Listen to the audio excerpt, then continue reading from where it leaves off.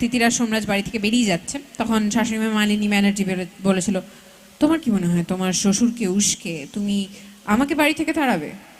তোমাকে আর তোমার স্বামীকে সারা জীবনের মতো ঘর ছাড়া হয়ে যেতে হয়ে গেল, এইবার কি খাবে তিতির? তখন তিতির উত্তর দেয়, আমরা কি খাবো সেইটা আপনার চিন্তা করার দরকার নেই শাশুমা, আপনি আপনার কথা চিন্তা করুন। আজকে আমরা খেলা থেকে আউট হয়ে গেছি ঠিকই, কিন্তু ওয়াইল্ড কার্ড এন্ট্রি নিয়ে যেদিন আমরা ফিরবো, সেদিন আপনাকে আপনার সিংহাসন থেকে নিচে টেনে নামিয়ে দিলে আপনার কেমন লাগবে? আপনাকে আমি জেলে পাঠাবো, কারণ আপনার সঠিক জায়গা সেটাই।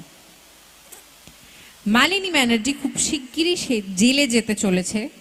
তিতির হয়তো চেষ্টা এখনো করে চলেছে তিতিরকে, মানে ক্ষণ সময়ের জন্য আমাদের জীবনে ভিলেনরা জয়ী হয়ে যায়, তো সেই পর্যায়টাই এখন চলছে, কিন্তু খুব শিগগিরই মালিনী ব্যানার্জি